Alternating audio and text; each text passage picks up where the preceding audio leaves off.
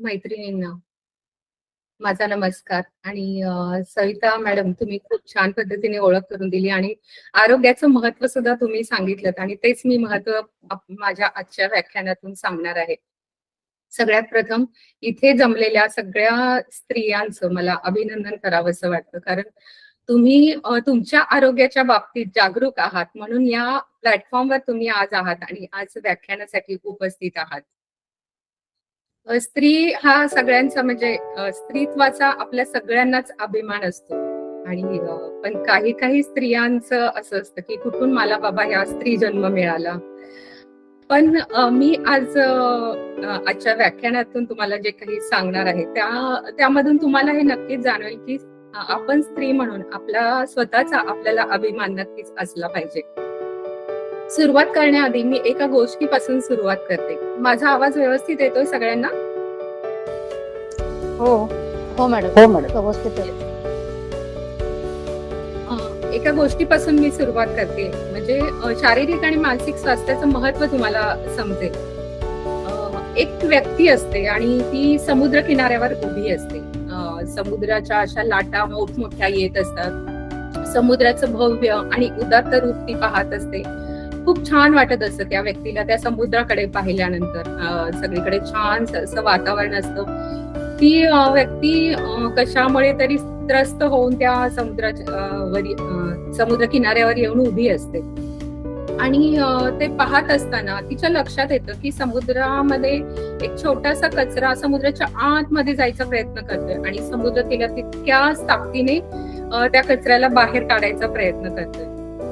ती बराच वेळ बघत असते की कचरा केवढा आणि समुद्र केवढा मोठा, तरी सुद्धा समुद्र एवढ्या छोट्याशा कचऱ्याला आपल्यामध्ये सामावून घेऊ शकत नाही. त्या व्यक्तीला आश्चर्य वाटतं आणि थोडा वेळ बघते ती आणि मग नंतर मग तिला समुद्राला तो प्रश्न विचारावासा वाटतो आणि समुद्राला ती विचारते की का रे बाबा, तुझं स्वरूप एवढं मोठं, तू इतका विस्तीर्ण पसरलेला आहेस आणि सगळ्यांना सामावून घेण्याची शक्ती तुझ्यामध्ये आहे, तर तू एवढ्या छोट्या कचऱ्याला आतमध्ये घेऊ शकत नाहीस.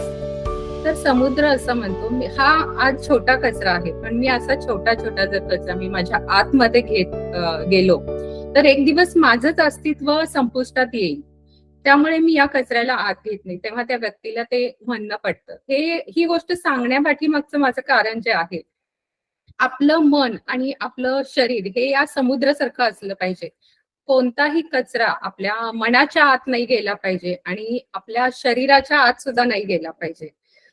शरीराच्या आत नाही गेला पाहिजे म्हणजे आपण जे काही खातोय, आपण जे काही कन्झ्युम करतोय, या सगळ्यावर आपलं नियंत्रण पाहिजे आणि आपल्या मनावर सुद्धा आपलं नियंत्रण पाहिजे की आपल्या मनामध्ये कोणत्या गोष्टी आपण घेतोय, कोणत्या गोष्टी घेत नाही. त्यामुळे आपलं शारीरिक आणि मानसिक स्वास्थ्य जर उत्तम राखायचं असेल तर शरीर आणि मन हे निर्मळ असणं हे फार गरजेचं आहे. ही गोष्ट सांगण्यापाठीमागचा माझा उद्देश. पहिल्यांदा स्त्रीविषयी जाणून घेऊया. स्त्रीचं जे रूप आहे ते रूप सगळ्यांना परिचित आहे. स्त्रीला आपला सुद्धा म्हटलं जातं, भोग्य वस्तू सुद्धा म्हटलं जातं. त्याचप्रमाणे एके ठिकाणी तिला जगदंबेचं स्वरूप दिलेलं आहे. स्त्री ही देवीचं स्वरूप आहे असं मानलेलं आहे.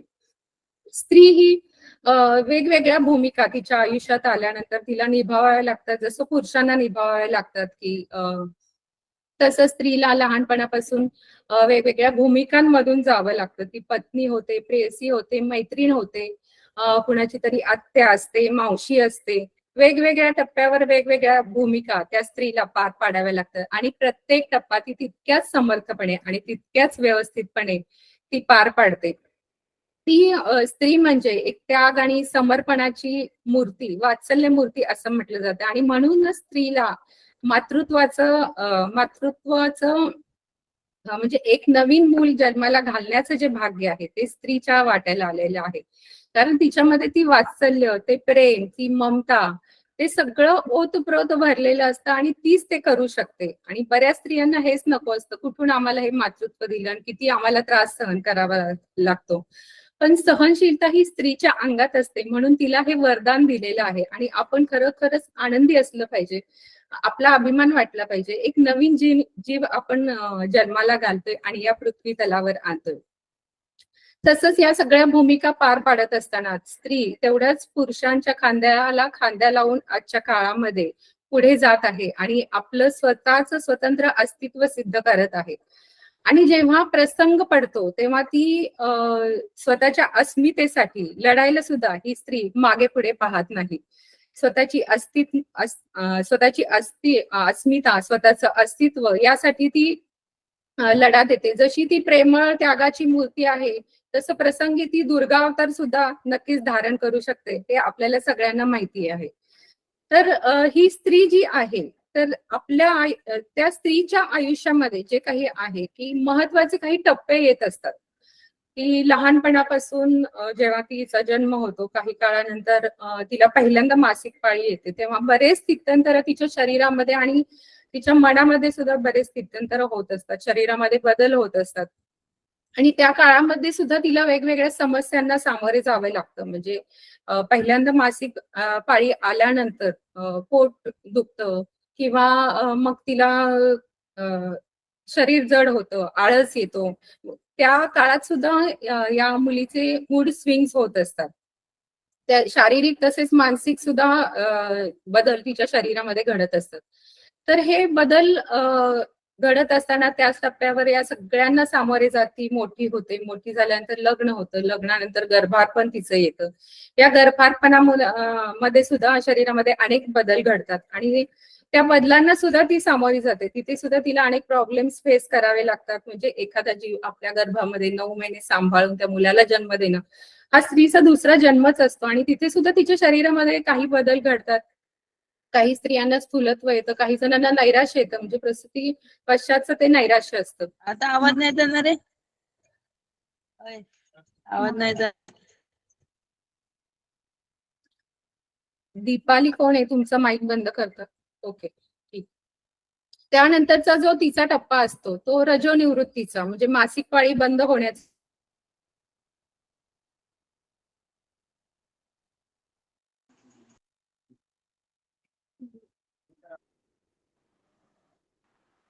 सुनीता मॅम, आवाज नाही येत आहे. माईक आवाज गेलाय.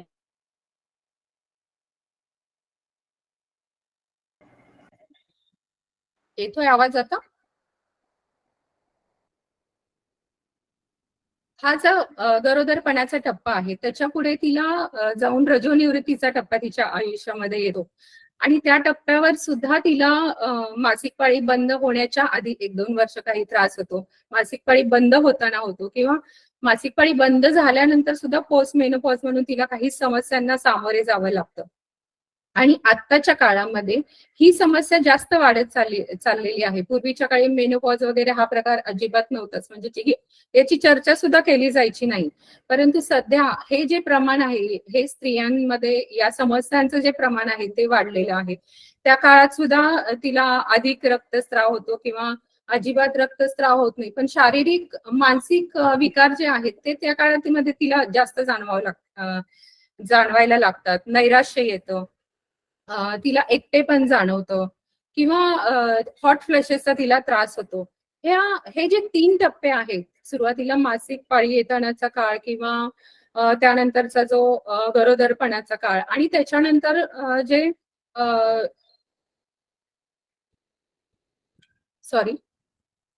त्यानंतर जेव्हा रजोनिवृत्तीचा काळ असतो, या तिन्ही टप्प्यावर जर स्त्री सुरुवातीपासून जर योगासन करत असेल, तिने आपल्या शरीराची योग्य रीतीने जर काळजी घेतलेली असेल, तर हा सगळा टप्पा, हे तीनही टप्पे तिला वेदनारहित असे घालवता नक्कीच येऊ शकतात.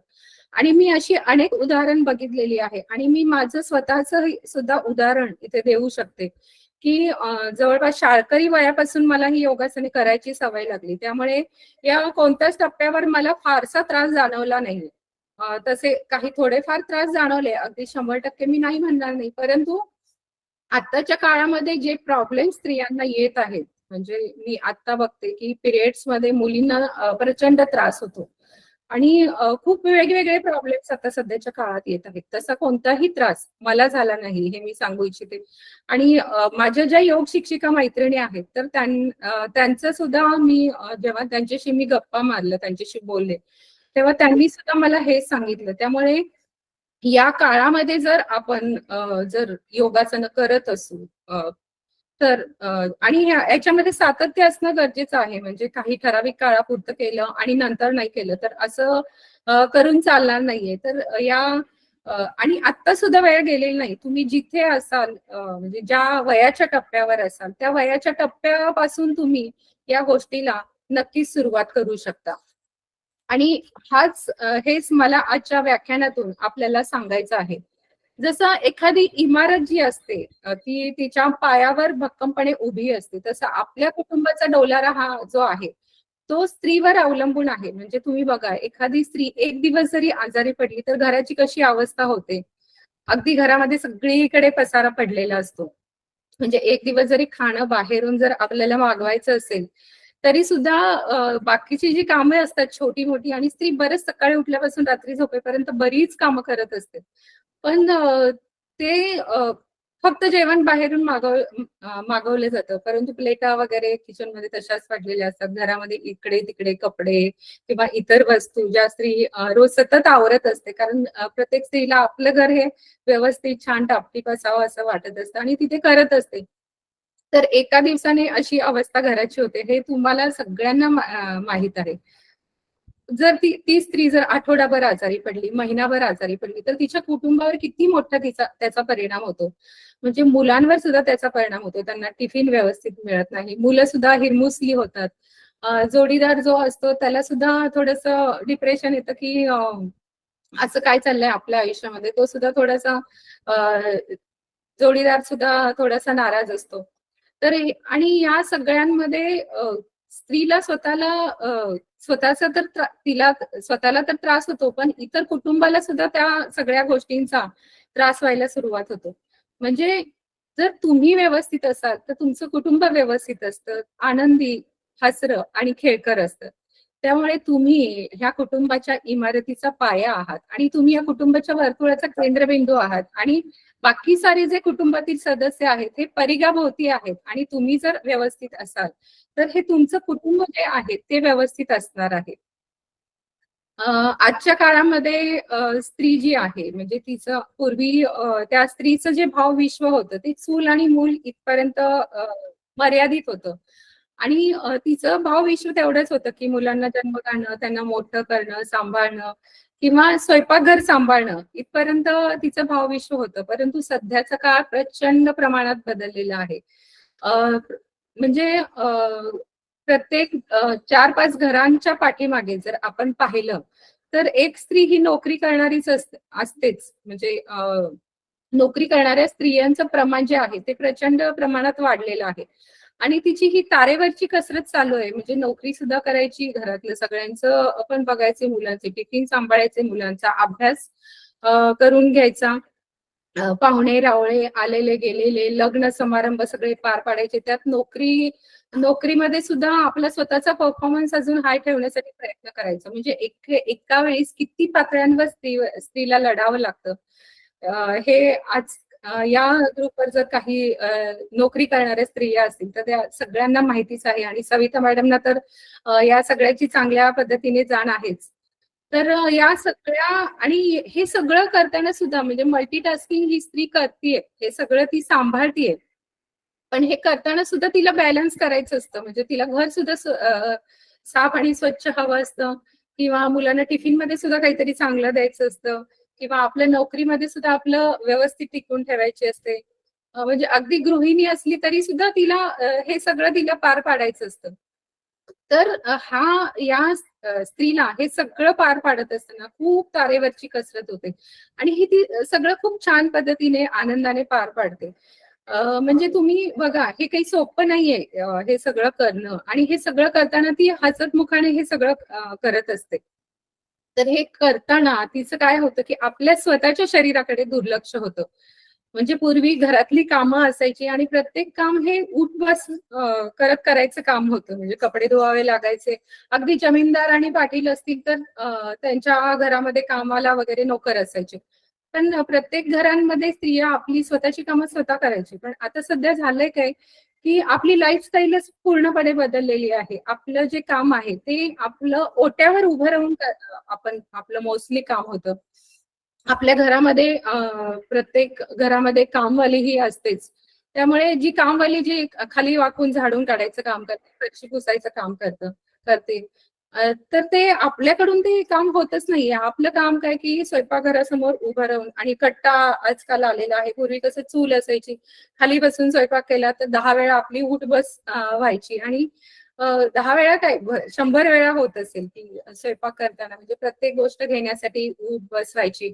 कपडे धुताना सुद्धा त्याला किती शक्ती लावावी लागायची. भांडे घासताना ते भांडे उचलून परत दारात नेणे, ती भांडे घासणे, आणून ठेवणे, म्हणजे प्रत्येक गोष्टीमध्ये दळण सुद्धा जात्यावर दळावं लागायचं.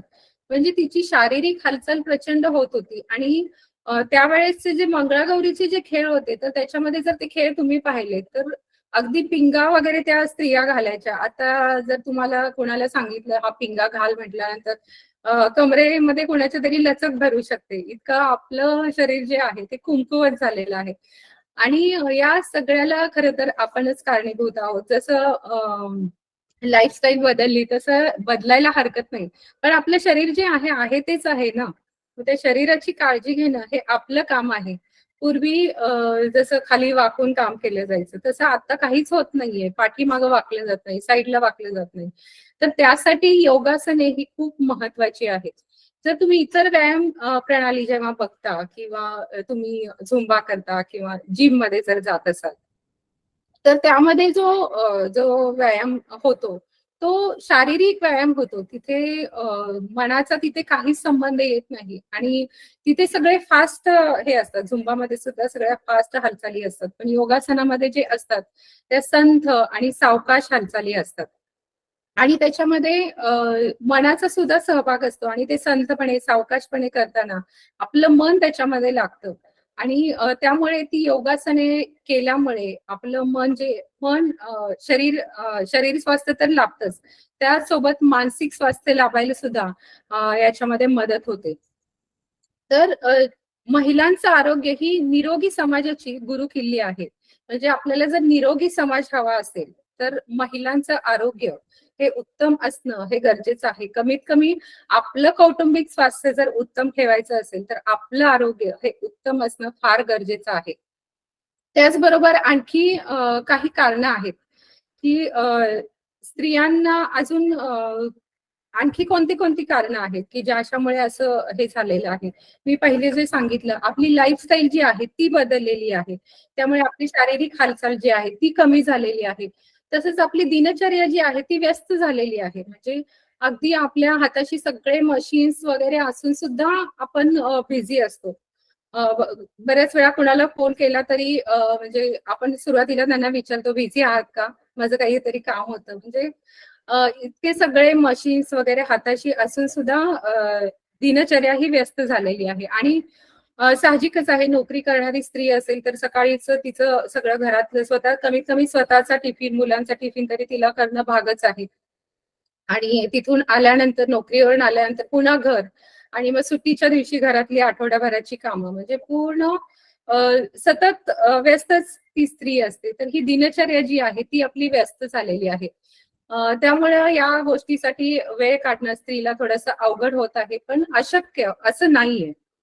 तर त्याचबरोबर बाहेरचं जे खाणं आहे ते स्त्रियांचं काय एकंदरीत मी सगळ्यांचंच असं म्हणू शकते, बाहेरचं खाणं जे आहे ते जास्त वाढलेलं आहे. मी आजच सकाळ वाचत होते, तर सकाळमध्ये असं सांगितलेलं आहे की भारत हे कॅन्सरची राजधानी बनत आहे. इतके कॅन्सरचे पेशंट जे आहेत ते भारतामध्ये वाढलेले आहेत. म्हणजे तुम्ही बघा की सध्या काय झालंय, आणि आपण आपलं आरोग्य कुणीकडे घेऊन चाललोय. तर त्यामुळे आपल्या आरोग्यावर हे काम करणं फार गरजेचं आहे. त्याचबरोबर पीसीओडीचे प्रॉब्लेम्स खूप साऱ्या मुलींना होत आहेत. पीसीओडी, पीसीओएस, आणि या सगळ्या प्रॉब्लेम्समुळे वंध्यत्व सुद्धा येत आहे. म्हणजे मूलच राहत नाहीये. म्हणजे स्त्रियांचं गर्भाशय तेवढं सक्षमच नाहीये की ते मूल त्या गर्भामध्ये ती वाढवू शकेल. आणि याला जे कारण आहे ही आपली बदललेली लाईफस्टाईल आहे. म्हणजे पूर्वीच्या काळीची आपली लाईफस्टाईल कशी होती की पहाटे उठणं, किंवा घराचं अंगण झाडणं, वेळेवर जेवण, आणि सकस अन्न घेतलं जायचं. आणि आताचं अन्न जे आहे तेवढं सकस नाहीये. आणि आजकाल आपण तुम्ही स्त्रिया आहात, तुम्हाला सुद्धा तरुण मुली असतील किंवा छोट्या मुली असतील, तर त्यांना ती जी व्यायामाची सवय, चांगलं खाण्याची सवय ही तुमच्यापासून लागणार आहे. आणि आपण जे काही घरामध्ये बनवून किंवा आपण जशा सवयी आपण मुलांना लावू, तशा त्या सवयी मुलांना लागणार आहेत. आपण मी तुम्हाला दोष देणार नाही, म्हणजे नोकरी करणाऱ्या स्त्रीला मी दोष देणार नाही. परंतु त्यातल्या त्यात आपण जे काय खातोय ते त्यातून काही पोषण व्हॅल्यू आपल्याला मिळणार आहे का? बऱ्याच वेळा काय होतं, संध्याकाळी आल्यानंतर भुकेची वेळ असते, ती सुद्धा दमून आलेली असते. मग चला, मग सगळ्यात स्वस्त आणि मस्त पर्याय काय? चला एक वडापाव मागूया, समोसा मागूया. पण असं एक एक करता करता कित्येक वेळा तो खाल्ला जातो. आणि थेंबे थेंबे तळे साचे असं म्हटलं जातं. विकार जो असतो तो एकदमच अचानक आपल्यामध्ये कधीच येत नाही. तर तो सावकाश हळूहळू शरीर आपल्याला सांगत असतं की आपल्याला काहीतरी पूर्वसूचना देत असतं. पण त्यावेळेस पण आपण दुर्लक्ष करतो, एखादी गोळी घेतो आणि तात्पुरतं तो आपल्याला जे काही त्रास होतो तो थांबतो. पण जेव्हा सजगतेनं त्याकडे पाहण्याची गरज आहे, जेव्हा आपलं शरीर आपल्याला सांगते की हे तुला असं असं होतंय, तर तेव्हा ती धोक्याची घंटा आपण ओळखून आपल्या जीवनशैलीमध्ये बदल केला पाहिजे. त्याचबरोबर मला सगळ्या स्त्रियांना सांगायचंय की तुमच्या ज्या मुली असतील, कॉलेजमध्ये जात असतील, मी बऱ्याच मुलींना पाहते की कॉलेजमध्ये जाताना किंवा सकाळी न खाता पिता त्या बाहेर पडतात. बऱ्याच जणींची तक्रार असते की माझ्या मुलीला दूधच आवडत नाही. पण दूध नाही पिलं तर तुम्ही काहीतरी खाऊन, एखादी पोळी खाऊन सुद्धा बाहेर पडू शकता. आणि बाहेरचं खाल्ल्याने काय झालंय की आजच्या पिढीला, म्हणजे लहान मुलांना किंवा तरुण पिढीला सुद्धा घरातलं जे खाणं आहे ते त्यांना त्याची चवच लागत नाही. कारण चायनीज वस्तूंमध्ये इतका तो मसाला आणि ते इतकं चटपटीत बनवलेलं असतं की त्यांना घरातली पोळी भाजी ही नकोशी होती. त्यामुळे मला सगळ्या स्त्रियांना असं सांगायचे की ती सवय आपण आपल्यापासून मुलांना लावूया. आणि सुट्टीच्या दिवशी किंवा गृहिणी असाल तर तुम्हाला ते करणं सहज शक्य आहे. पण नोकरी करणाऱ्या स्त्रियांनी सुट्टीच्या दिवशी कमीत कमी या आठवड्याभराचा किंवा महिन्याभराचा काहीतरी पौष्टिक असा लाडू करून ठेवणं किंवा चिरमुऱ्याचा चिवडा करून ठेवणं. आणि मुलांना त्या गोष्टीची सवय लावा की तुम्ही जर हे आठवडाभर खाल्लं तर आठवड्यामध्ये आपण रविवारी हा पदार्थ आणूया. तर ती सवय लागू शकते आणि ती सवय तुम्हाला स्वतःपासून लावायची आहे. स्वतः जे काही आपण खाणार आहोत ते सजगतेनं एखादा पदार्थ खाताना हा माझ्या आरोग्यासाठी उपयुक्त आहे का? खाल्लं तर खावा, पण एखादा वडापाव खावा, एखादा समोसा खावा. बऱ्याच वेळेला मी किटी पार्टीला मी सुद्धा जाते. पण मग तिथं 2, 3, 4 म्हणजे आग्रह केला तसा खाल्ला जातो. पण आपल्याला खाताना लक्षात येत नाही. पण कालांतराने 3-4 वर्षाने, 5 वर्षाने एखादा विकार झाल्यानंतर मग आपल्या लक्षात येतं. पण तेव्हा सुद्धा बऱ्याच स्त्रियांना लक्षात येत नाही. आजकाल घरटी म्हणजे 3-4 महिलांमागे मी एका स्त्रीला थायरॉइड झालेला बघते. आणि काही काही जणांना तरी म्हणजे मला त्यांचं बोलणं आश्चर्यकारक वाटतं की काय म्हणे वय झाल्यानंतर असं काहीतरी होणारच आणि स्त्रियांना हे काय आजकाल कॉमन झालंय आणि त्यांना काही म्हणजे काही वाटत नाही. मग थायरॉइडच्या गोळ्या सुरू होतात. तुमच्यापैकी सुद्धा काही जणांना असेल. पण त्या गोळ्या जेव्हा आपण घेतो तेव्हा त्या गोळ्यांचे साईड इफेक्ट सुद्धा होतात. आणि जेव्हा एक आजार येतो तेव्हा तो एकटा येत नाही, मग त्याला लागून आणखी एक आजार, मग दुसरा आजार, अशी ही साखळी आहे. आणि ही जर साखळी आपल्याला थांबवायची असेल तर आपल्याला आपल्या प्रकृतीकडे लक्ष देणं हे फार गरजेचं आहे. त्याचबरोबर मी आता म्हटलंय की वंध्यत्वाच्या समस्या बऱ्याच स्त्रियांना जाणवत आहे की या सगळ्या बदलत्या लाईफस्टाईलमुळे आजकाल मी आयटी क्षेत्रामध्ये सुद्धा बघते. मी मध्यंतरी एक लेख वाचला होता की ज्या मुली आहेत त्यांना मुलंच राहत नाहीये. म्हणजे ही किती मोठी समस्या आहे आणि याला कारणीभूत त्यांचं जे लाईफस्टाईल आहे ते आहे. पण त्या लाईफस्टाईलला सुद्धा त्याच्यातून सुद्धा आपल्याला काही ना काही मार्ग काढता येऊ शकतो. कमीत कमी आपलं जोडपी जर दोघे जण आयटी क्षेत्रामध्ये असतील तर कामाची विभागणी करून सकस आपल्याला आहार कसा घेता येईल याकडे, आणि पैसा भरपूर आहे तुमच्याकडे की एखादी स्वयंपाकाला बाई लावू शकता की चांगलं रोजचं ताजं आणि सकस अन्न आपल्याला कसं मिळेल हे स्त्रीने स्वतःहून त्याच्याकडे लक्ष देणं गरजेचं आहे. आणि बऱ्याच जणांना मी आजकाल पाहते की त्यांच्या शरीराचं पोश्चर खूप बिघडलेलं आहे आणि त्याला कारणीभूत म्हणजे हातात असलेला मोबाईलमुळे पाठीला लवकर बाक येतो आणि त्याच्याबरोबरच स्पॉन्डिलायटिसचे त्रास सध्या फार वाढलेले आहेत. आणि योगाने तुमचं शरीराचं पोश्चर जे आहे ते व्यवस्थित राहतो, पाठीचा कणा व्यवस्थित राहतो. योगासनांमध्ये सुरुवातीलाच सांगितलं जातं की करताना, प्राणायाम करताना, की तुमचा पाठीचा कणा व्यवस्थित ताठ ठेवा आणि मग प्राणायाम करायला सुरुवात करा. आणि त्यामुळे ते जे आपण जे करतोय त्याचा लाभ आपल्याला चांगल्या पद्धतीने होतोय आणि योगासनांमुळे तुमच्या शरीराचं जे पोश्चर आहे ते व्यवस्थित राहायला मदत होतो. तुमचे पाठीचे जे विकार आहेत, म्हणजे आता सध्याच्या काळात स्त्रियांना बऱ्याच म्हणजे अगदी पूर्वीच्या काळी 40 नंतरचे प्रॉब्लेम्स सुरू व्हायचे, पण आता 30 मध्येच पाठदुखी, कंबरदुखी, सांधेदुखी हे वेगवेगळे प्रॉब्लेम स्त्रियांमध्ये व्हायला लागलेले आहेत. आणि जर हे थांबवायचं असेल तर तुम्हाला फक्त आता कंबर दुखली म्हणून मी एक पेन किलर घेतली आणि झालं, तेवढा तात्पुरता तो प्रॉब्लेम दूर होतो. पण जर तुम्हाला जर समूळ तो दूर करायचा असेल तर तुम्हाला योगासनांशिवाय म्हणजे योगाशिवाय पर्याय नाही असं मी सांगू इच्छिते. आणि या सगळ्या प्रॉब्लेम्सवर जो उपाय आहे ते म्हणजे योगा करणं. त्याचबरोबर स्त्रियांना इतर सुद्धा अनेक जबाबदाऱ्या असतात. घरातील सगळ्यांचं वडीलधाऱ्यांकडे लक्ष द्यावं लागतं. वडीलधाऱ्यांची आजारपणं असतात. मग हे सगळं करता करता ती स्वतःच्या तब्येतीकडे दुर्लक्ष करते. आणि जेव्हा आपलं सुद्धा एक शरीर आहे, स्वतंत्र शरीर आहे आणि ते सुद्धा कुरबुरू शकतं, हे स्त्रीच्या लक्षात येत नाही. त्याचबरोबर चरबीयुक्त पदार्थ हे जास्त खाल्ले जात आहेत, म्हणजे बिस्किट, पाव, बेकरी मधले पदार्थ तर मी म्हणते की अवॉइड करा. तुम्ही ते अजिबात खाऊ नका. बिस्किट, केक किंवा आईस्क्रीम तुम्ही जे काही खातात त्यातून पोषण व्हॅल्यू शरीराला काहीच मिळत नाही. उलट त्याच्यामुळे लठ्ठपणा हा जो आहे तो वाढत जातो. तसंच सौंदर्याच्या चुकीच्या कल्पना आहेत, म्हणजे चुकीच्या पद्धतीचं डाएट केलं जातं की मी उपवास केलं तर मी बारीक राहील किंवा असं काहीतरी. आणि त्याला कारणीभूत म्हणजे आपली प्रसार माध्यमं आहेत की अगदी जे फॅशन शो मध्ये दाखवले जातात की अगदी शेलाटी जी स्त्री असते तीच सुंदर आणि ती छान आहे असं सांगितलं जातं. तर तसं काही नाहीये. त्या सौंदर्याच्या चुकीच्या कल्पनांमुळे सुद्धा जो आहार आहे तो व्यवस्थित घेतला जात नाहीये. तसंच त्याचबरोबर आजकालच्या स्त्रियांना वेगवेगळ्या आजारांना सामोरे जावं लागतंय. लवकर थकवा येत आहे. एनर्जीच राहत नाहीये स्त्रियांमध्ये. चक्कर येत आहे, दम लागतोय लवकर आणि त्याचबरोबर कामामध्ये लक्ष लागत नाहीये. मन कुठे कॉन्सन्ट्रेट होत नाहीये. मनाची एकाग्रता ही नाहीशी होत चाललेली आहे. त्याचबरोबर हिमोग्लोबिन स्त्रियांमध्ये कमी होत चाललेलं आहे आणि त्याला कारण म्हणजे आपण सकस आहार घेत नाही आहोत, ते कारण आहे त्याला. त्याचबरोबर नैराश्यामध्ये डिप्रेशन लवकर येत आहे. थोडं काही झालं तर मूड ऑफ होत आहे. कुणाचा तरी राग, द्वेष मनामध्ये जो आहे तो भरलेला आहे. आणि त्याचबरोबर गुडघेदुखी, पाठदुखी, कंबरदुखी हे या ज्या आहेत ते आहेतच. त्याचबरोबर थायरॉइड, हृदयविकार स्त्रियांमध्ये होत आहे. शुगर लवकर डिटेक्ट होत आहे.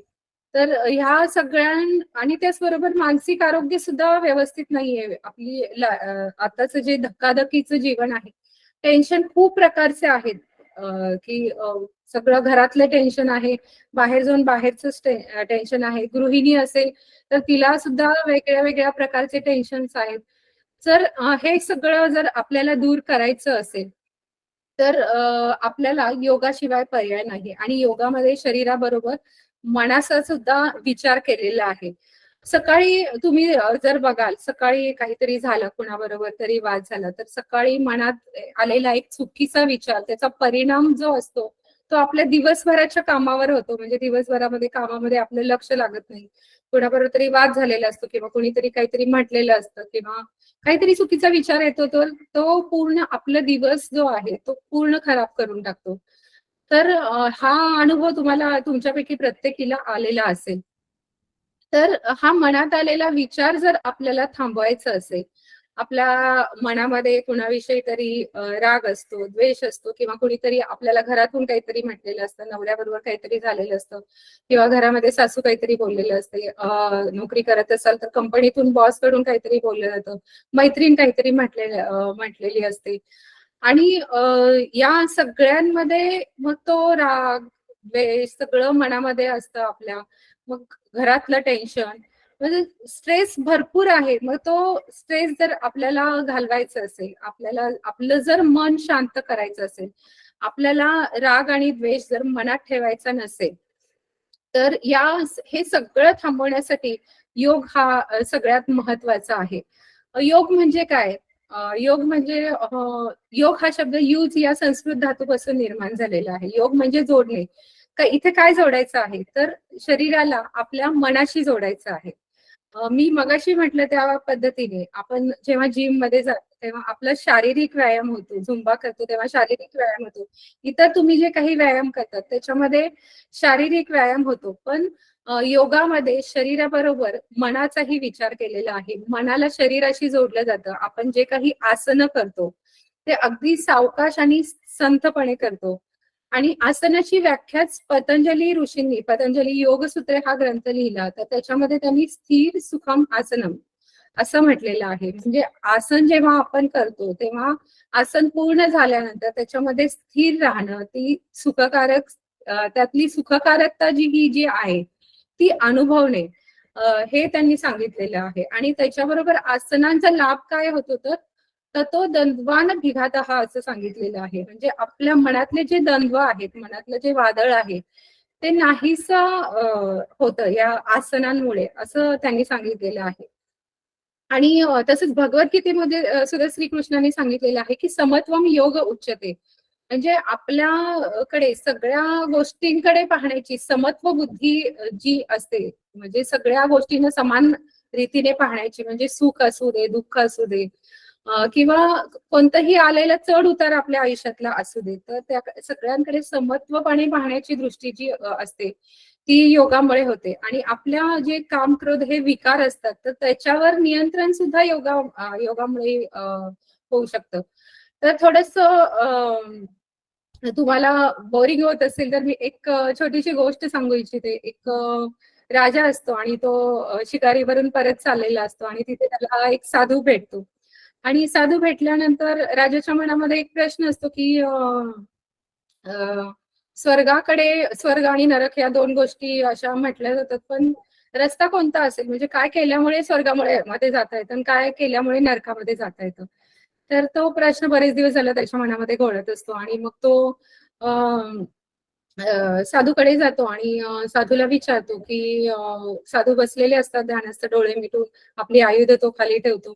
आणि मग तो साधूला म्हणतो की नमस्कार वगैरे करतो आणि मग विचारतो की नरकाकडे, स्वर्ग आणि नरक या दोन गोष्टी मी ऐकलेल्या आहेत, तर नरकाकडे जाण्या म्हणजे काय केल्यामुळे माणूस नरकाकडे जातो किंवा नरकाकडे जाण्याचा मार्ग कोणता असं तो विचारतो. तेव्हा साधू काही बोलत नाही, तो डोळे सुद्धा उघडत नाही. मग राजा पुन्हा एकदा त्याला विचारतो, त्याला वाटतं की त्यांची ते ध्यानस्थ आहे त्यामुळे ऐकायला त्यांना गेलं नसावं कदाचित. मग ते पुन्हा एकदा विचारतात. मग साधू डोळे उघडतो, त्याच्याकडे पाहतो आणि मग तरी सुद्धा तो साधू काही बोलत नाही. मग नंतर राजाला हळूहळू त्याचा अहंकार राजाचा आहे तो जागृत व्हायला लागतो. आणि मग तो पुन्हा थोडा मोठ्याने विचारतो, साधू महाराज तुम्ही ऐकलं नाही का, मी तुम्हाला काय विचारतोय, की मी तुम्हाला काहीतरी प्रश्न विचारतो आणि मला त्या प्रश्नाचं उत्तर हवंय. तेव्हा साधू पुन्हा त्याच्याकडे पाहतो, तो काहीच बोलत नाही. राजाचा रागाचा पारा अजून चढतो. तुम्हाला माहितीये का मी कोण आहे? मी इथला राजा आहे आणि मी आत्ता ठरवलं तर तुम्हाला क्षणात तुमची खांडोळी करू शकतो. तरी सुद्धा साधू काहीच बोलत नाही. मग राजाचा राग अनावर होतो आणि तो तलवार उपसतो आणि तेव्हा म्हणतो की आता जर माझ्या प्रश्नाचं तुम्ही उत्तर दिलं नाही तर मी तुमची खांडोळी करून टाकेन, ही तलवार तुमच्यावर चालवेन. तेव्हा साधू शांतपणे त्याच्याकडे बघतो आणि तो म्हणतो की नरकाकडे जाण्याचा हा रस्ता आहे.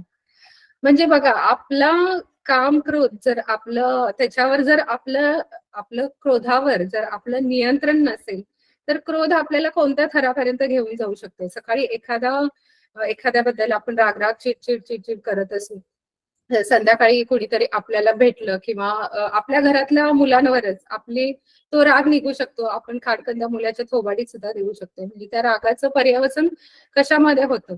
तर ह्या सगळ्यांवर जर आपल्याला नियंत्रण आणायचं असेल तर त्यासाठी योग आहे.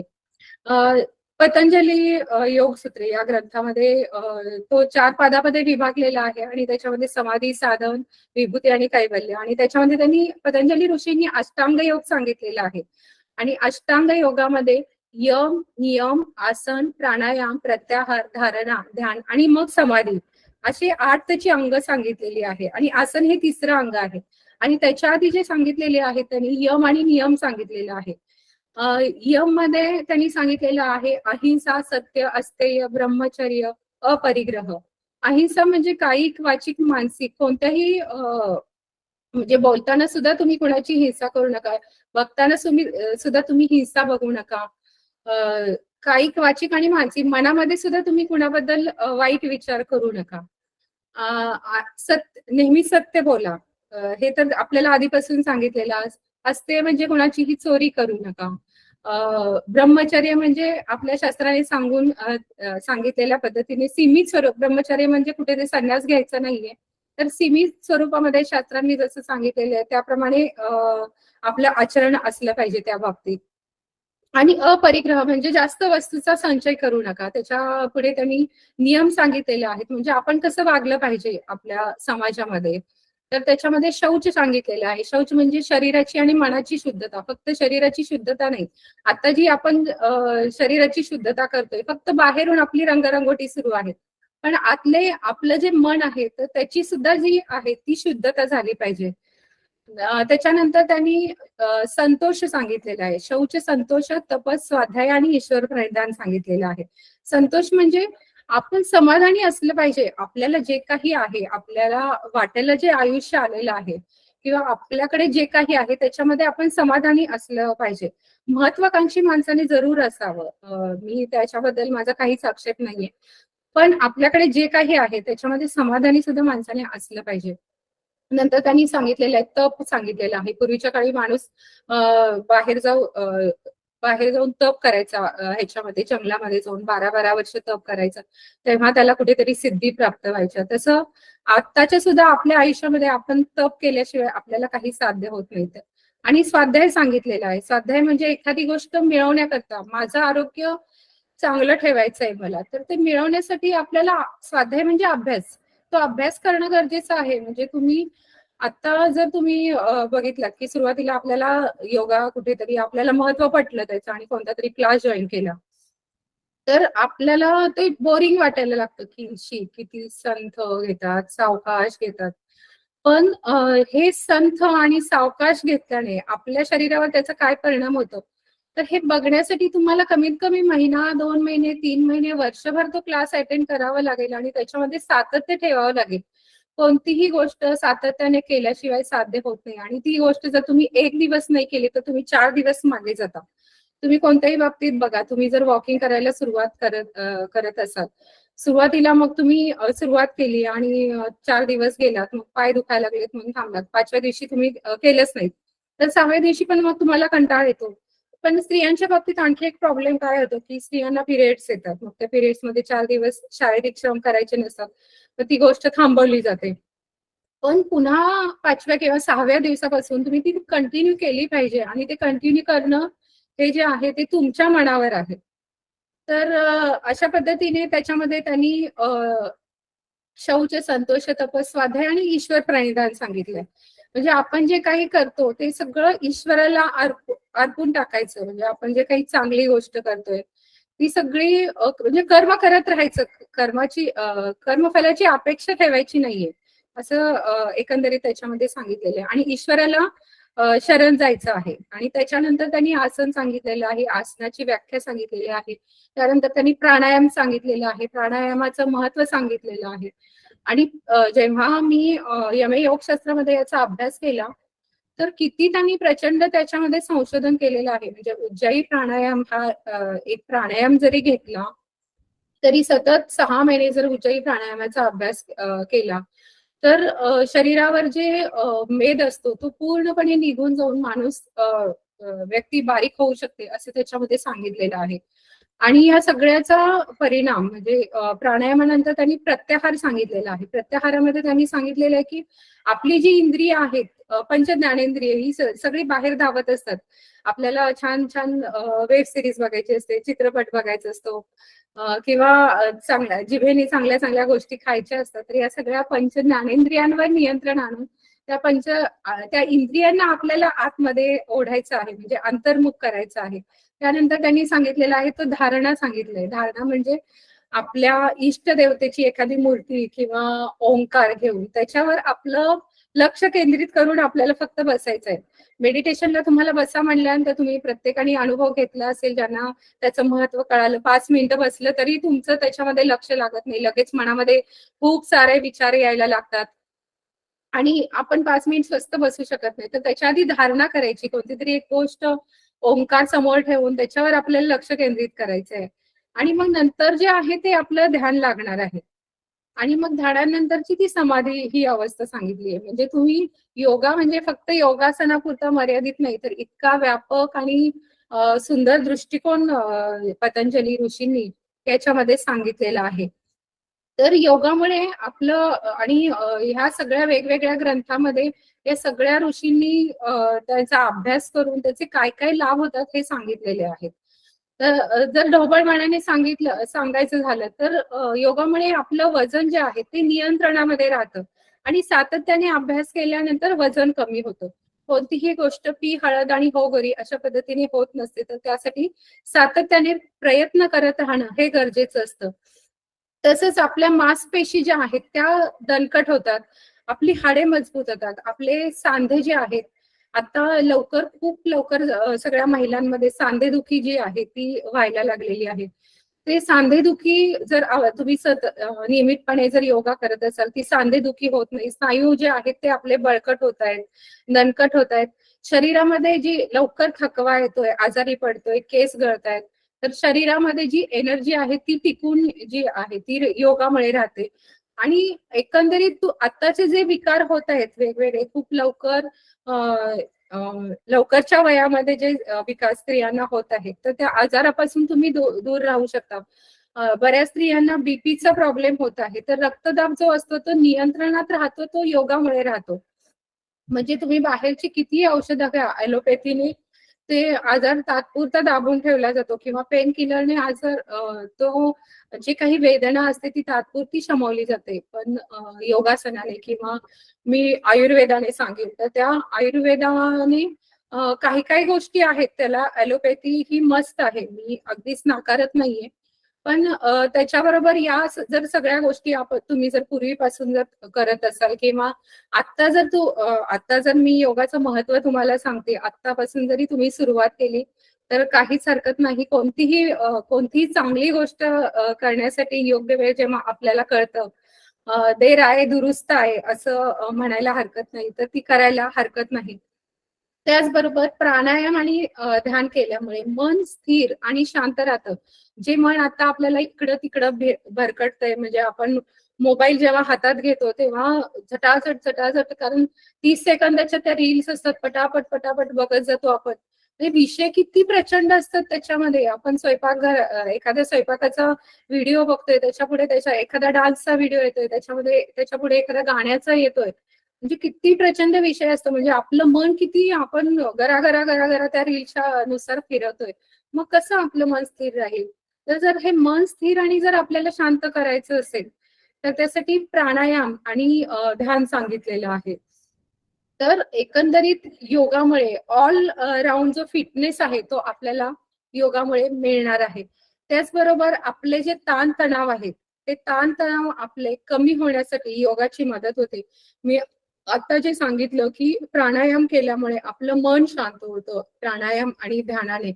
त्यामुळे आपोआप जर आपल्या मनावरचा जो स्ट्रेस असतो, फक्त ओंकार जरी तुम्ही म्हणालात 5 मिनिटं बसून आणि मन स्थिर आणि शांत करून 5 मिनिटं बसून ओंकार जरी म्हणालात, तरी तुमच्या मनातले जे जे वादळ आहे, जे कुणाचा जर राग आलेला असेल किंवा काही खूप टेन्शन असेल, तर एक 5 मिनिट तुम्ही शांतपणे बसा आणि फक्त ओंकार म्हणा. नुसतं बसल्याने मन लगेच शांत होत नाही, पण जेव्हा तुम्ही ओंकार म्हणता किंवा भ्रामरी प्राणायाम तुम्ही करता, तर तेव्हा मन हळूहळू शांत व्हायला लागतं.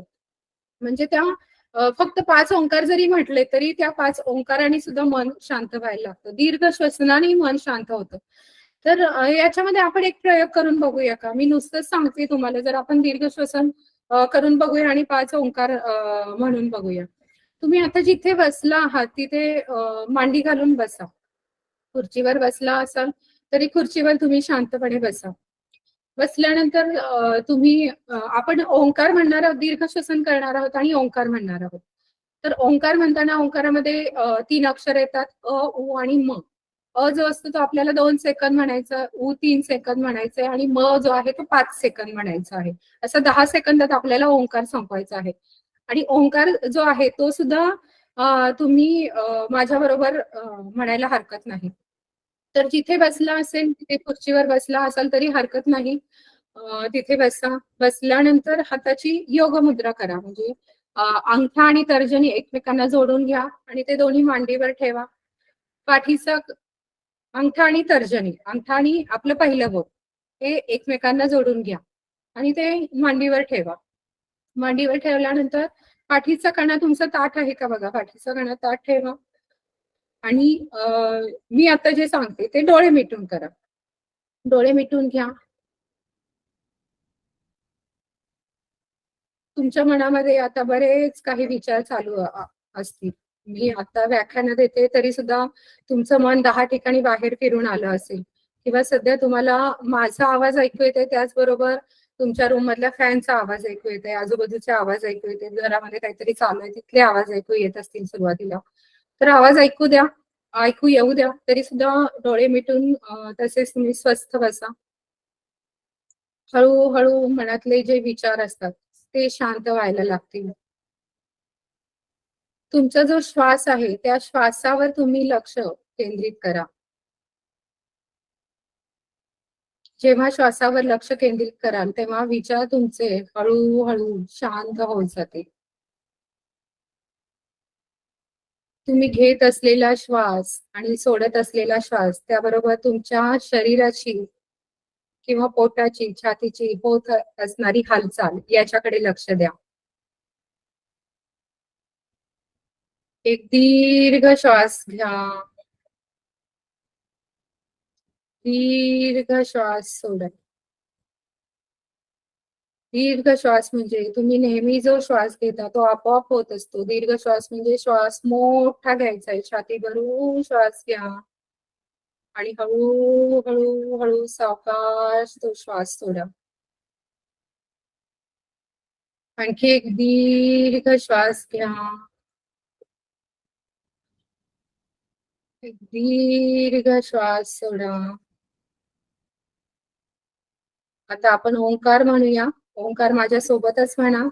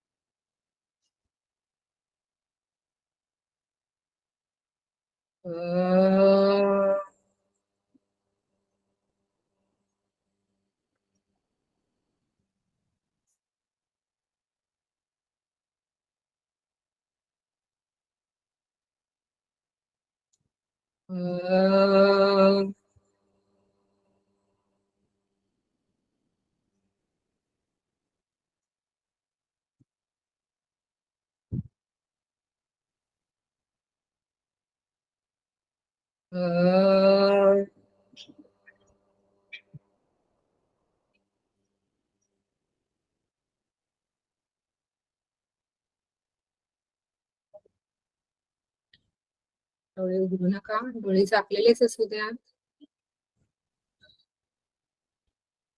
श्वासावर लक्ष केंद्रित करा. तुम्ही घेत असलेल्या प्रत्येक श्वासाबरोबर एक एनर्जी, एक उत्साह तुमच्या शरीरामध्ये प्रवेश करतो आहे. आणि सोडत असलेल्या श्वासाबरोबर मनातील चिंता, काळजी, नकारात्मक भावना सगळी दूर होत आहे अशी कल्पना करा. फक्त श्वासावर लक्ष केंद्रित करा.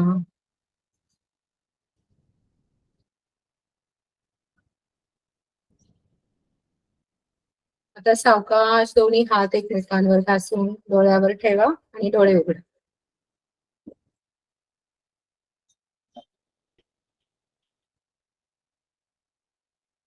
कसं वाटलं? छान वाटलं ना?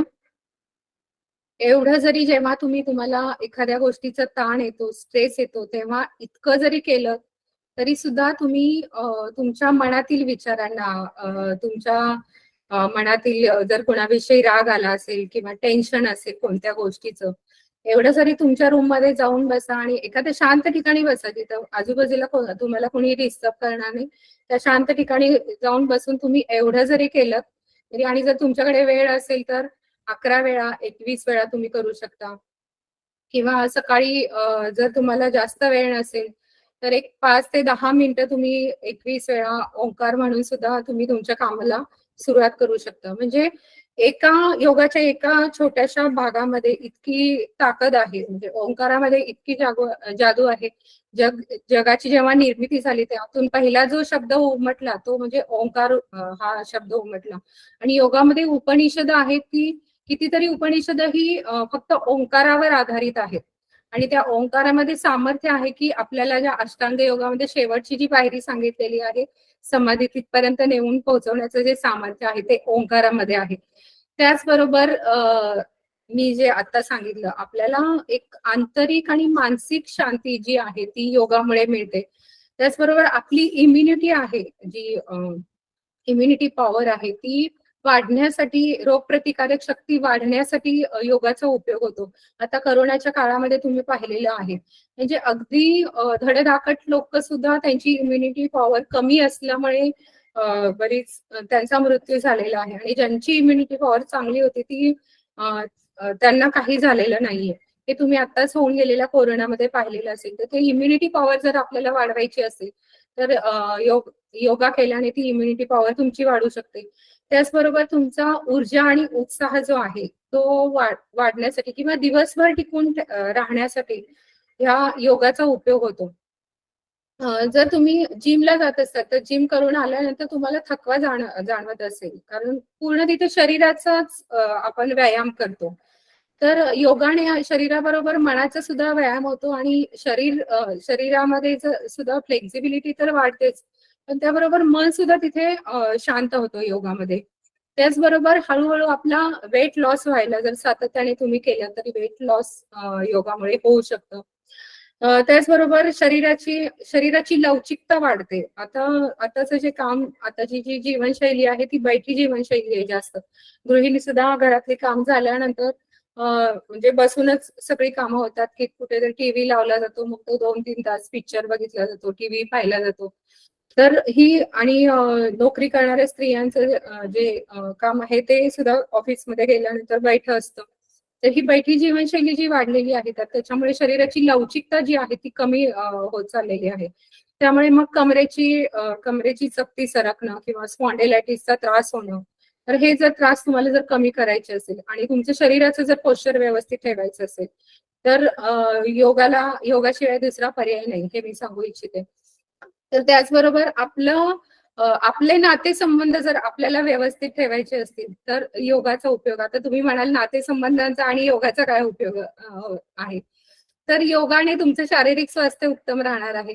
शारीरिक आणि मानसिक स्वास्थ्य जर उत्तम असेल तर तुमचं रिलेशन तुमच्या मुलांशी, तुमच्या जोडीदारांशी, घरातील इतर व्यक्तींशी, तुमच्या कंपनीतील सहकाऱ्यांशी, शेजाऱ्या पाजाऱ्यांशी, मित्रमैत्रिणींशी हे व्यवस्थित राहणार आहे.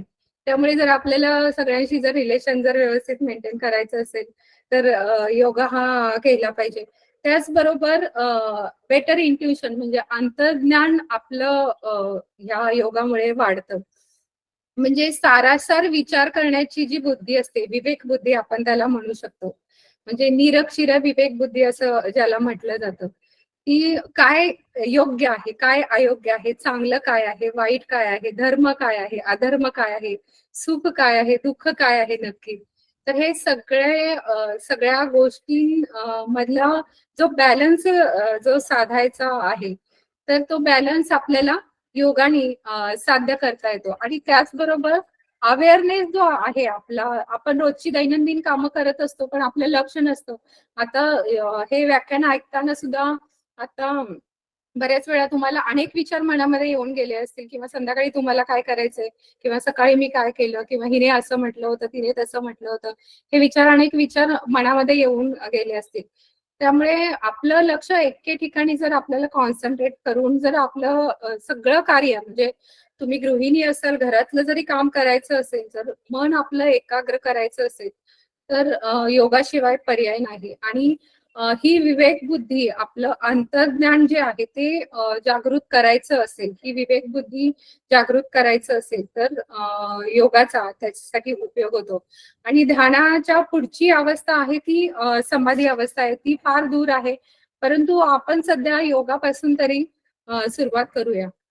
त्याचबरोबर मी असं सांगू इच्छिते की national centre of biotechnology information यांनी एक अभ्यास केला होता योगावर. आता पूर्वीच्या काळात फार कमी अभ्यास व्हायचा, पण वेगवेगळे जे मोठमोठे इन्स्टिट्यूट आहेत, जसं कैवल्यधाम ही इन्स्टिट्यूट आहे जी लोणावळ्याला आहे, अशा वेगवेगळ्या ठिकाणी, बेंगलोरचं अय्यंगार योगा सेंटर आहे, सगळ्या ठिकाणी योगांवर संशोधन होत आहे. आणि संशोधन करून वेगवेगळे विषय घेऊन त्याच्यावर लोकांनी पीएचडी केलेली आहे. तर या अभ्यासानुसार असं सांगितलेलं आहे की योगामुळे ह्या बऱ्याच स्त्रियांची योगामुळे लाईफस्टाईल जी आहे ती बदललेली आहे. म्हणजे प्रत्येकाने ह्या संशोधनामुळे हे सिद्ध झालेलं आहे की प्रत्येक रोगावर, म्हणजे अगदी आपण निद्रानाश घेऊ शकतो, थायरॉइड घेऊ शकतो, मधुमेहावर आपण शुगर कंट्रोलमध्ये ठेवू शकतो योगामुळे. तर ह्या सगळ्यावर संशोधन होऊन हे सिद्ध झालेलं आहे. तर ह्या संस्थेने जी अभ्यास केला होता, तर त्याच्यामध्ये त्यांनी सांगितलं की 92.16% स्त्रियांची जी लाईफस्टाईल आहे ती योगामुळे जी आहे ती बदललेली आहे.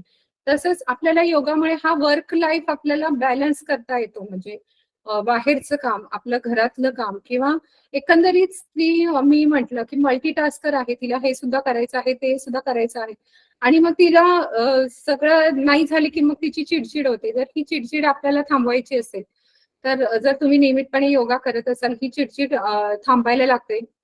त्याचबरोबर आपल्या शरीरातलं जे रक्ताभिसरण आहे, शरीरामध्ये आपलं एकूण 72,000 नाड्या आहेत, आणि त्यातल्या 10 नाड्या ज्या मुख्य आहेत, आणि त्यातल्या आणखी 3 नाड्या ज्या महत्वाच्या आहेत, ती जी आहे, आपण डाव्या नाकपुडीने जेव्हा श्वास घेतो अनुलोम विलोम मध्ये, ही डावी ही चंद्र नाडी आहे, उजवी ही सूर्य नाडी आहे.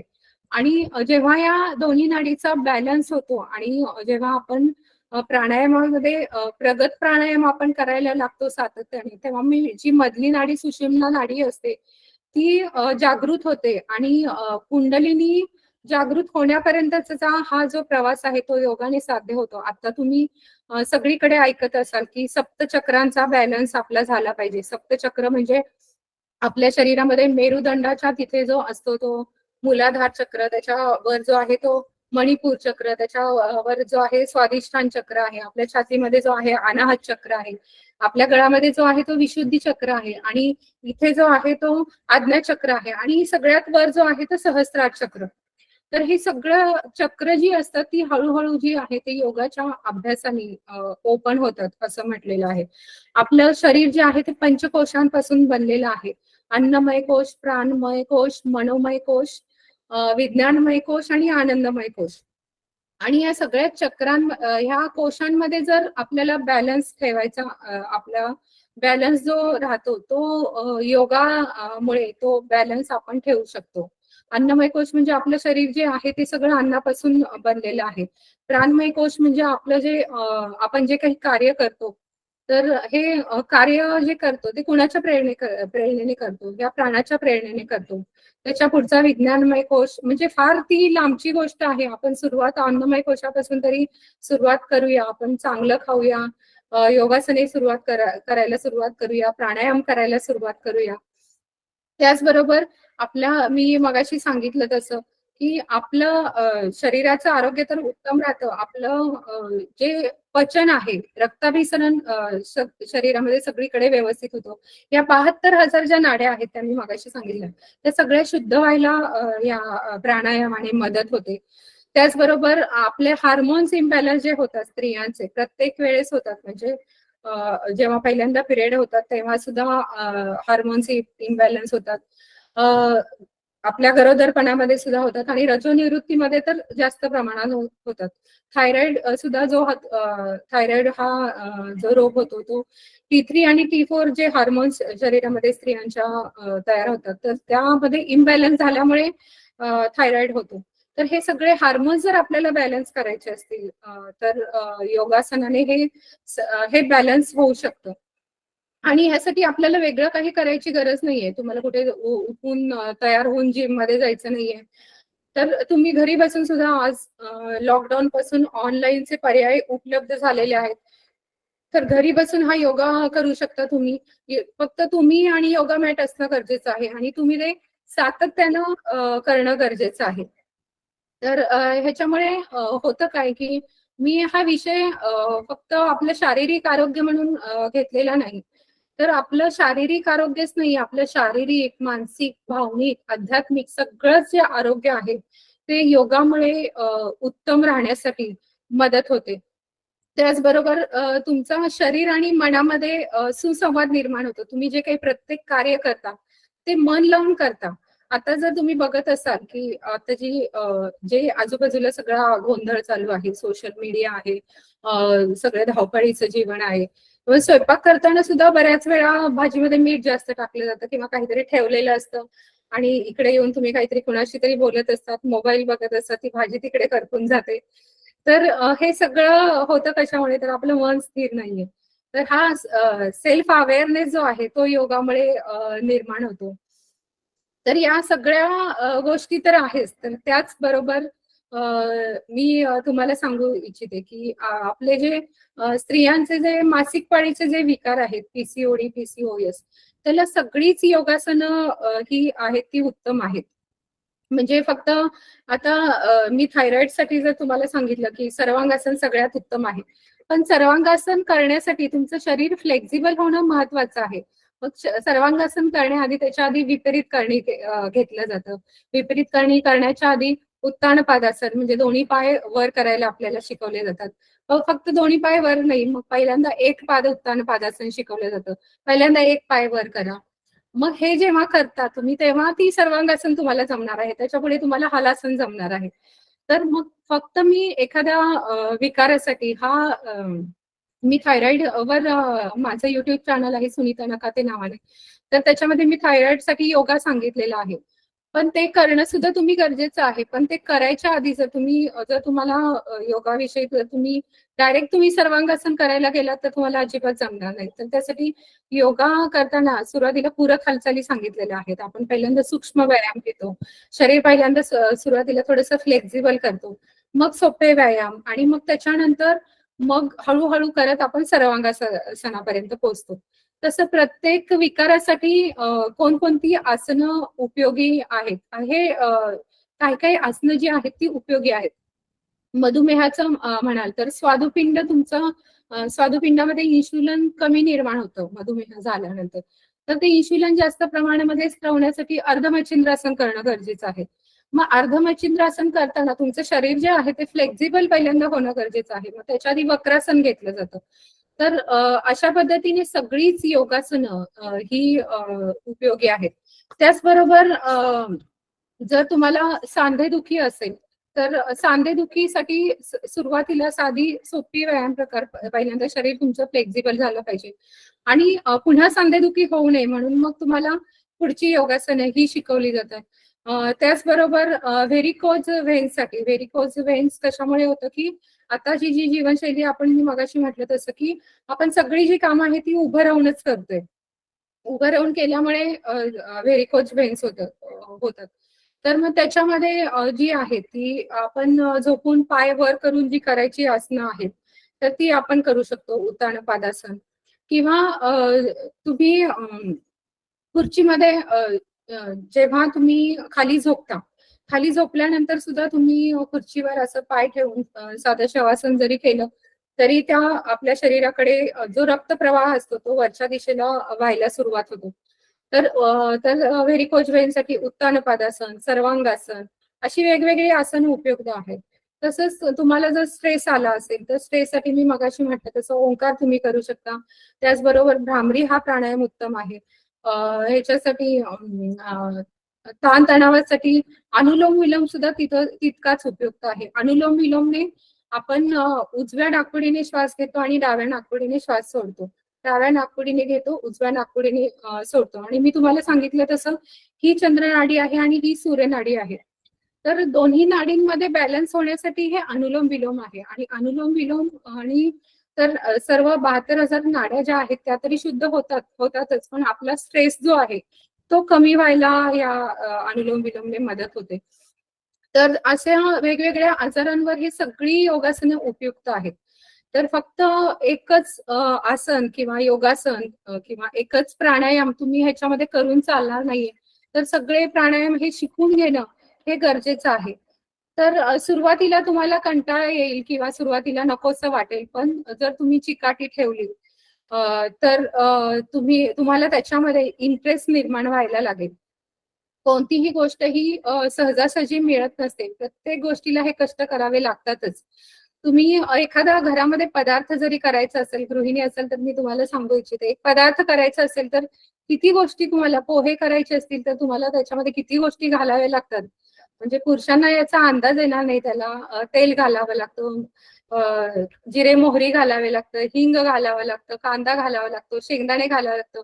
तो कांदा सोलावा लागतो, आधी चिरावा लागतो, मग पोहे भिजवावे लागतात आणि ते पण भिजवताना ते योग्य व्यवस्थित भिजवावे लागतात. जास्त पाणी पडलं तर ते त्याचा गिचगा होण्याची शक्यता असते. म्हणजे एक साधा पदार्थ करताना इतक्या सगळ्या गोष्टी कराव्या लागतात. मग आपलं जे शरीर आहे ते जर आपल्याला जर व्यवस्थित ठेवायचं असेल तर आपल्याला त्यासाठी कष्ट हे घ्यावेच लागणार. देवाने आपल्याला जेव्हा शरीर दिलेलं असतं तेव्हा जेव्हा लहान बाळ जन्मतं तेव्हा तुम्ही बघता निरोगी असतं, त्याला कोणताच आजार नसतो. पण जसं आपण मोठे होत जातो किंवा बाहेरच्या इतर गोष्टी काहीतरी खात जातो किंवा आपल्याला जे काही मनामध्ये आपल्याला आजूबाजूच्या वातावरणातून किंवा घरातून कुणाचा तरी राग करणं, द्वेष करणं, ह्या भावना आपल्याला समजायला लागतात, ते विकार येत जातात आपल्या मनामध्ये, तेव्हा आपल्याला ही शारीरिक व्याधी उद्भवायला लागते. आणि मोस्टली 80 ते 90% जे आजार असतात ते मनोविकारातून उमटलेले असतात. मानसिक विकारातून शारीरिक विकार उत्पन्न होतात. आणि आजकालचे सगळ्यात जास्त हे जे शारीरिक विकार आहेत ते मेंटली स्ट्रेस असल्यामुळे निर्माण झालेले आहेत. त्यामुळे जर तुम्हाला मेंटली जर मनाला जर स्थिरता हवी असेल तर योगाशिवाय पर्याय नाही. त्याचबरोबर तुम्ही तुमच्या आहाराकडे वेळ जास्त झालेली आहे. अजूनही मी एक 5 मिनिटं तुमची घेऊ इच्छिते. त्याचबरोबर आणखी काही गोष्टी मी तुम्हाला सांगू इच्छिते की मगाशी मी म्हटलं तसं मी जास्त योगावरच बोलले.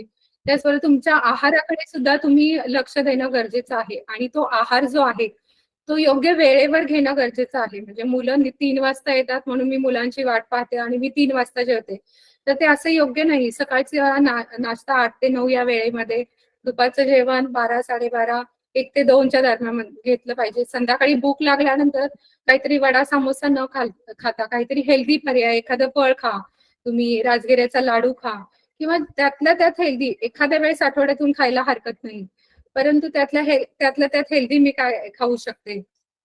आणि वेळा पाळा त्याच्या की कोणत्या वेळेस संध्याकाळी रात्रीचं जेवण फार उशिरापर्यंत घेऊ नका. झोपण्याच्या आधी तुमचं जेवण हे आहे ते 2 तास आधी झालेलं पाहिजे. म्हणजे आणि झोपायच्या अगोदर मोस्टली तुमचं जे सोशल मीडिया किंवा जे काही बघताय तुम्ही तर काय बघताय याचा विचार करा. नकारात्मक गोष्टी कोणत्याच बघू नका. नकारात्मक गोष्टींचा परिणाम आपल्या झोपेवर होत असतो. दिवसभर तुम्ही एखादी क्राईमची जे सिरियल पाहिली असेल किंवा सातत्याने तुम्ही ती बघत असाल किंवा एखाद्या, आणि आजकालच्या प्रत्येक पिक्चर मध्ये हिंसा ही काठोकाठ भरलेली असते. सिरियल मध्ये सुद्धा सासू सुनेचा दोघांमधला वाद दाखवत असतो किंवा सासू सुनेचा छळ कसं करत असते किंवा आजूबाजूचे लोक तिला कसा त्रास देत असतात स्त्रीला. आणि हे सगळं आपल्याला त्यावेळेस पाहताना कळत नाही, पण सूक्ष्म परिणाम आपल्या मनावर होत असतो. त्यामुळे आपण काय पाहायचं हे आपण ठरवायला पाहिजे. त्यामुळे ह्या नकारात्मक गोष्टी पाहणं थोडंसं त्याच्यावर कंट्रोल आणा आणि झोपायच्या आधी जास्त वेळ असल्या गोष्टी पाहू नका. अर्धा तास आधी वगैरे तुमचा मोबाईल बाजूला ठेवा आणि मनामध्ये जर आपलं मन निर्मळ असेल, मनामध्ये जर द्वेष वगैरे काही नसेल, तर आपल्याला झोप शांत लागते. त्यामुळे जर तुम्हाला आणि 8 ते 9 तासांची झोप व्यवस्थित घ्या. रात्री मग खूप उशिरापर्यंत चित्रपट पाहणं, वेब सिरीज पाहणं, मोबाईल बघणं, मग खूप उशिरा झोपणं. मग सकाळी स्त्रियांना कामाशिवाय पर्यायच नसतो, उठावंच लागतं 5-5:30ला. मग तो झोपेवर आपला परिणाम होतो. मग सतत आपण अपुरी झोप असेल, मग सकाळी रात्रीची झोप अपुरी झाली, मग दुपारी 2-3 तास झोपणं योग्य नाहीये ना. तर रात्रीच्या वेळेत जी झोपेची वेळ आहे, त्या वेळेसच आपण झोपायला पाहिजे. त्याचबरोबर योगासनांबरोबर मी म्हणते की वॉकिंग हे सुद्धा खूप मस्त आहे. दिवसभरामध्ये साधारणतः 10,000 पावलं आपली चालली गेली पाहिजेत. आता स्मार्ट वॉच मिळते, मी आता घातलाय हातामध्ये. तो इझिली अवेलेबल आहे सगळीकडे. तो घाला, त्याच्यामध्ये पावलं आपली काउंट होतात, आपण किती पावलं चाललोय. किंवा आपल्या मोबाईलमध्ये सुद्धा एक ऍप आहे, तर त्या ऍप तो डाउनलोड करून घेतला, तर त्याच्यामध्ये आपण दिवसभरात किती कमीत कमी 5,000 पावलं तरी चाला. की आपली बैठी जीवनशैली आहे ती जर आपल्याला बदलायची असेल, तर फोनवर तुम्ही कोणाशी बोलत असाल तर घरातल्या घरात येरझाऱ्या मारा. ते तुम्ही करू शकता. त्याचबरोबर स्वतःला सतत ऍक्टिव्ह ठेवा, एका जागी बसून राहू नका. आपलं वय झालंय की आता झाली माझी जबाबदारी सगळी संपलीये, की माझी मुलं आता मोठी झाली आहेत किंवा माझं वय झालंय म्हणून मी बसून टीव्ही पाहत राहणं हे योग्य नाहीये. स्वतःला सतत कोणत्या तरी कामामध्ये व्यस्त करा. जेवढं तुम्ही नुसतं बसून राहाल किंवा एकच एक काम करत राहाल, तेव्हा अल्झायमर होण्याचा जास्त धोका असतो आणि अल्झायमरचं प्रमाण आता जे आहे ते वाढलेलं आहे स्त्रियांचं किंवा इतरांचं मी जे म्हणते ते. तर तर स्वतःला सतत व्यस्त ठेवा. तुम्ही तुमचं जर काही छंद असेल त्या छंदामध्ये स्वतःला व्यस्त ठेवा. घराची साफसफाई करा. पूर्णपणे मोलकरणीवर विसंबून राहू नका की ती येईल आणि तेव्हा काम करेल. एक दिवस ती नाही आली तर तुम्हाला किती अवघड जातं. मोलकरीण जर घरी नाही आली तर म्हणजे तिच्या नावाचा उद्धार सुरू होतो. कारण तेव्हा आपल्याला कळतं की किती ते कष्टाचं काम आहे. खाली पाकून वाकून कंबर आपली दुखायला लागते.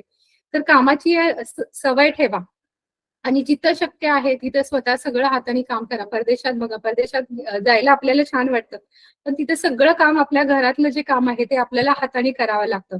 प्रत्येक गोष्ट खाताना ही थोडंसं सजग राहा, माइंडफुल इटिंग करा की ही गोष्ट मी खातेय, पण ती योग्य प्रमाणात आणि थोडीशीच घ्या की माझ्या आरोग्यासाठी योग्य आहे का, ती मी खाल्ली पाहिजे का. आईस्क्रीम खाताना मला आवडतंय म्हणून मग अगदी 3-4 स्कूप भरून खाणं योग्य नाहीये. आवडते तर खा, पण एका वेळेस एक स्कूप हा पुरेसा आहे. त्याचबरोबर पाणी भरपूर प्या. स्वतःचं परीक्षण करा की इतरांचे दोष पाहत बसू नका की ही व्यक्ती कशी आहे, ती व्यक्ती कशी आहे. तर स्वतःचं आत्मपरीक्षण करा की माझ्यामध्ये काय दोष आहेत, मला माझ्यामध्ये कुठे सुधारणा करायची आहे, मला माझा कोणता दोष काढून टाकायचा आहे, तर त्याच्यावर काम करायला सुरुवात करा. आणि अशा पद्धतीने स्वतःची पर्सनॅलिटी आहे ती डेव्हलप करण्याचा प्रयत्न करा. तुमचा एखादा छंद असेल, गृहिणी असाल तर मी सांगू इच्छिते, तर त्या छंदाचं म्हणजे त्याबद्दलचे युट्यूबवर इतर व्हिडिओ पाहण्यापेक्षा जर तुम्ही उत्तम स्वयंपाक करत असाल तर त्यातल्या स्वयंपाकामध्ये वेगवेगळे प्रयोग करून बघा. तर जर तुम्हाला आणखी एखादा छंद असेल, पेंटिंगचा छंद असेल, तर वेगवेगळे पेंटिंगचे इतके सारे प्रकार आता सध्या आलेले आहेत, तर ते करून बघा तुम्ही. म्हणजे स्वतःला अपग्रेड करत राहा, त्याच ठिकाणी तुम्ही राहू नका. हे मला सांगायचंय. तर त्याचबरोबर तुमचा दृष्टिकोन जो आहे तो सकारात्मक ठेवा. बघायला गेलं तर सगळीकडे तुम्हाला वाईट दिसू शकतं. पेला अर्धा भरलेला आहे की अर्धा रिकामा आहे हे म्हणणं हे आपल्यावर आहे. म्हणजे आपण त्याला अर्धा भरलेला पण म्हणू शकतो, अर्धा रिकामा पण आहे असं म्हणू शकतो. आजूबाजूला अनेक लोक असतात, अनेक मैत्रिणी असतात, पण त्यांच्यामध्ये जे चांगले गुण आहेत ते गुण घ्या. त्या वाईट गुणांचा उद्धार करत बसू नका किंवा त्यांची निंदा करत बसू नका. त्यांच्यातले जे चांगले गुण आहेत ते घ्या आणि सकारात्मक दृष्टिकोन तुम्ही तुमचा बाळगा आणि स्वतःला शारीरिक, मानसिक दृष्ट्या इतकं कणखर आणि सक्षम करा की तुमचं कुटुंब हे तुमच्यावर अवलंबून आहे. आणि सगळं जे आजकाल जसं तुमचं आरोग्य महत्वाचं आहे तसं तुमच्या कुटुंबाचं आरोग्य सुद्धा महत्वाचं आहे. आणि तुम्ही जर कणखर, सक्षम, मेंटली, फिजिकली जर असाल, इमोशनली असाल, तर तुमचं कुटुंब सुद्धा तेवढंच हेल्दी असणार आहे. त्यामुळे तुमचं आरोग्य महत्वाचं आहे. त्याची काळजी घ्या. तुमचा प्रत्येक व्यक्तीचा जन्म काही कारणांसाठी होत असतो. त्या कारणाचा शोध घ्या की माझा जन्म कशासाठी झालेला आहे. माझ्यामध्ये असं काय चांगलं आहे की मी हे दुसऱ्यांना देऊ शकते. माझ्या हातून म्हणजे त्याच्यामुळे दुसऱ्यांच्या जीवनामध्ये बदल घडेल. त्या कारणांचा शोध घ्या. आणि एक स्त्री म्हणून तुमच्याकडून हे नक्की घडणार आहे. आज व्याख्यानाला उपस्थित असणाऱ्या सगळ्या स्त्रियांबद्दल मला वाटतं की मी जे काही सांगितलेलं आहे ते मनापासून तुम्हाला सगळ्यांना पटलेलं आहे. आणि माझ्या युट्यूब चॅनलवर मी थायरॉइडचे असे काही व्हिडिओज केलेले आहेत. तसेच इथून पुढे सुद्धा वेगवेगळ्या विकारांवरचे सुद्धा मी व्हिडिओ टाकणार आहे. त्याबरोबर मेंटल हेल्थसाठी सुद्धा मी काही टाकलेले आहेत, काही इथून पुढे टाकत राहणार आहे. जर तुम्हाला पाहायचे असतील तर सुनीता नकाते नावाने आहे ते तुम्ही पाहू शकता. माझं एक फेसबुक पेज सुद्धा आहे आणि एक महिलांसाठीचा ग्रुप सुद्धा आहे, आनंदी सेकंड इनिंग. तर तो सुद्धा तुम्ही जॉईन करू शकता. तर मला आज या प्लॅटफॉर्मवर येऊन बोलण्याची संधी तुची दुर्गा तुची भवानी या प्लॅटफॉर्मने उपलब्ध करून दिली. या टीमचे मी आभार मानू इच्छिते. आणि या ग्रुपचा जे नाव आहे तुची दुर्गा तुची भवानी, तर याप्रमाणे आपल्या स्वतःला कणखर, सक्षम आपल्याला करायचं आहे. तुम्ही आहात मुळातून, परंतु तुमचं थोडंसं दुर्लक्ष झालेलं आहे. आणि आजच्या व्याख्यानातून मला वाटतं ती सजगता तुमच्याकडे नक्कीच आलेली असेल की यावर आपल्याला काम करणं गरजेचं आहे. तर या टीमचे मी मनपूर्वक आभार व्यक्त करते, नवनाथ सरांचे आभार व्यक्त करते. आणि तुम्ही इतक्या शांतपणे आज हे ऐकून घेतलं, त्यासाठी तुमच्या सगळ्यांची आणि या तुची दुर्गा तुची भवानी या टीमची मी मनपूर्वक आभारी आहे. धन्यवाद. Thank you madam, thank you very much. खूप छान माहिती तुम्ही आज दिलेली आहे आम्हाला. आज आपण आपलं शारीरिक आणि मानसिक आरोग्य योगासनाने कसं उत्तम राखू शकतो हे सुनीता नकाते मॅमनी खूप सुंदर प्रकारे आपल्याला समजावलं आहे. स्त्रियांची मासिक पाळी आणि रजोनिवृत्ती या दोन्ही काळामध्ये आपल्या शरीरात किती बदल घडतात हे आज आपण पाहिलं. आणि योगासनांमुळे ते दोन्ही कसे आपण सुखकर करू शकतो हेही त्यांनी आपल्याला समजावलेलं आहे. जुन्या काळातल्या स्त्रियांचं शरीर कसं स्वस्थ असायचं, कारण त्या रोजच्या जीवनातली जी कामं होती ते स्वतः करत होत्या. आणि आज आपण स्वतःच्या घरातली रोजची कामं देखील करत नाही, मोलकरणीवरती अवलंबून असतो. मग कसं काय आपलं शरीर स्वस्थ राहील बरं? आपली रोजची दिनचर्या आपल्या शरीरासाठी किती महत्वाची आहे, आपण रोज जे खातो ते किती महत्वाचं आहे हे आज आपल्याला बऱ्याच प्रमाणात पटलेलं आहे. शरीराला आवश्यक असेल तेवढंच खा, फक्त आवडतंय म्हणून खात बसू नका. आजच्या बदलच्या लाईफस्टाईलमुळे वंध्यत्वाच्या समस्या कितीतरी वाढत आहेत. हा देखील एक मोठा गहन प्रश्न आता उभा राहिलेला आहे. आपल्या मानसिक आणि शारीरिक व्याधींवरती योगासन हा सगळ्यात उपयोगी पर्याय आहे हे तर आपल्याला नक्कीच आज पटलं असेल. सुनीता मॅडम, खूप खूप धन्यवाद की तुम्ही खूप सुंदर माहिती आम्हाला दिलीत आणि आमच्याकडून ती योगा 1-2 प्राणायाम वगैरे करून घेतलात, त्याबद्दल खरंच तुमचे खूप धन्यवाद. आज सुनीता मॅडमने इतक्या सुंदर प्रकारे योगाबद्दल आपल्याला माहिती दिली आहे, तर मैत्रिणींनो, करणार ना तुम्ही योगाला सुरुवात? उद्यापासूनच करा असं नाहीये, पण नक्की करा. त्यांचं हे मोलाचं मार्गदर्शन नक्कीच आपल्याला कुठेतरी उपयोगाचं ठरेल व तेच त्यांचं आभार प्रदर्शन होईल आपल्याकडून. तुची दुर्गा तुची भवानी हे कुटुंब आपलं दिवसेंदिवस मोठं होत चाललंय आणि अजून ते आपल्याला मोठं करायचंय. त्यासाठी मैत्रिणींना आम्हाला तुमच्या मदतीची गरज आहे. आपण जे आता कार्यक्रम करतोय त्याची कल्पना तुमच्या आजूबाजूला परिसरातली ज्या मैत्रिणी असतील, तुमच्या ओळखीच्या किंवा तुमचे नातेवाईक असतील ज्या, त्यांनाही याबद्दल कल्पना द्या आणि आपल्या कुटुंबामध्ये त्यांना समाविष्ट करून घ्या. आपलं जसं ठरलेलं आहे की आपण एका नवीन विषयासह एक नवीन वक्ता घेऊन येणार आहोत, तर लवकरच आम्ही एक नवीन विषय आणि एक नवीन वक्ता आपल्यासाठी घेऊन येऊ. आजच्या या कार्यक्रमानंतर आपला जो तुची दुर्गा तू भवानी हा ग्रुप आहे तो 20 मिनिटासाठी आम्ही ओपन ठेवणार आहोत, जेणेकरून तुम्हाला तुमचे काही रिव्ह्यूज द्यायचे असतील किंवा काही सजेशन्सही जर आम्हाला द्यायचे असतील तर तुम्ही नक्की त्याच्यामध्ये आम्हाला द्या. तुम्ही आमच्यावरती एवढा जो काही विश्वास दाखवलाय त्या विश्वासाच्या आणि प्रेमाच्या जोरावरती तुम्ही आम्हाला कनेक्ट होता जेव्हा आम्ही कार्यक्रम जाहीर करतो तेव्हा. तो तसाच दिवसेंदिवस वाढत राहावा हीच विनंती करते आणि हा कार्यक्रम आपला संपलेला आहे असं जाहीर करते. पुन्हा एकदा तूची दुर्गा तू भवानी या टीम तर्फे तुमचे खूप खूप धन्यवाद की तुम्ही सगळ्यांनी एकदा पुन्हा आमच्यासोबत वेळ घालवला आणि खूप सुंदर अशी माहिती ग्राह्य केली. Thank you very much. थँक्यू.